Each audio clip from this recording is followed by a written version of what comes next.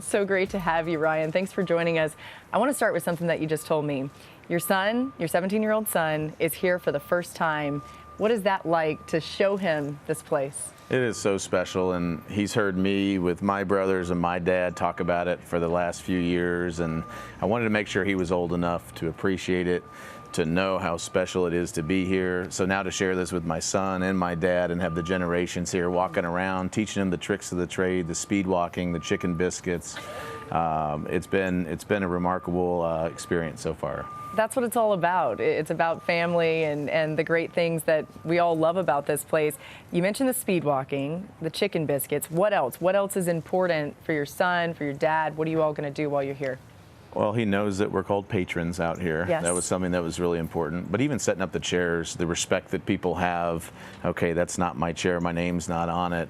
You know, things like that. The golf clap, I mean, his only experience has been at the Waste Management. So these are two different ends of the spectrum. But we've got chairs in different places, and he's come out as Tiger Woods is his favorite golfer. So it's been really fun to follow Tiger a little bit too. What is your favorite place to watch from on this course? Well, it depends on the day. Yeah. Today we've got chairs set up on 12, which is just, you know, it's so great back there, amen corner. We've got chairs on 6 and watching those par 3 shots come in. We've got them on 14 tee box because there it's intimate. You can get real close to the golfers, and Tiger started there this morning. So we were up at 5:45 waiting in line, ready to come in. Wow. But to be able to share those type of experiences and now the knowledge of the course as a patron is really fun. You know, I want to talk about that, being there at 5:45, waiting to come in.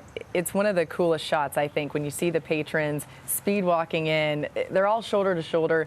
Nobody has their cell phones. Everyone's just enjoying each other and enjoying what's going to be such a special day, such a special weekend of golf.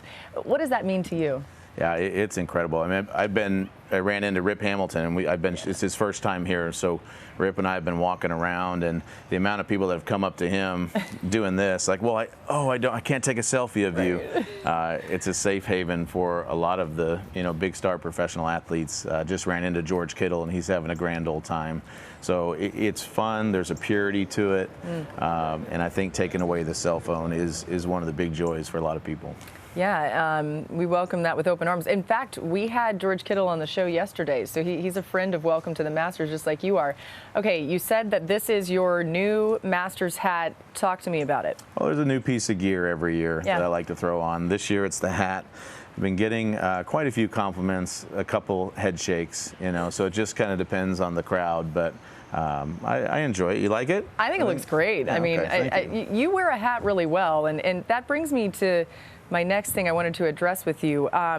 Matt Fitzpatrick, are you guys related at all? Just same last name? We're not. It's just the same last name, but I always root for him. Yeah. But the other one, whenever Max Homa is in a golf tournament, my phone blows up like crazy because everybody is asking me why I'm caddying for Max Homa. Because there is a striking resemblance with me and his caddy. We did meet a few years ago.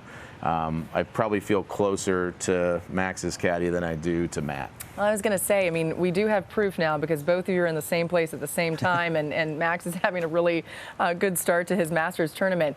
You and Matt Fitzpatrick went undercover at the Waste Management Phoenix Open, and I think we're going to show some of this footage, but I was wondering why you even put on a disguise. I thought your disguise kind of looked like you. Yeah. I didn't feel like... You know, with the beard, there was not a whole lot I could do to disguise. He looked great. I don't know how many people recognize him with the ponytail and the goatee, but he obviously can't hide the great golf swing. Me, on the other hand, people were just, again, like with the green hat, shaking their heads, like, why did you put white paint in your beard? Did it take a while to get that out, or was it... Yes, it did, actually. Yeah. Some would say it's still in, but I think this is blonde. Just blame it on the paint. Yeah, it was funny. I think one of my favorite parts of that was when Matt was telling somebody, you know, have you heard of Matt Fitzpatrick? And she's like, no, I really haven't. And is he your favorite? And he's like, no, I don't even really like him that much. Yeah. Well, we like Matt Fitzpatrick in our household. We think he's a great player. Absolutely. What does the game of golf mean to you? I know you enjoy golfing. How much fun is it for you? I love playing. I mean, it's such a frustrating sport, you know, because to play in the NFL, to play quarterback, to be at the highest level, you expect to be good at the other sports that you try, and then to get out on a golf course and to be humbled and think that you figured it out a little bit and then to be humbled again. It's a great challenge for a lot of athletes, and I'm a very average golfer, but I do love playing.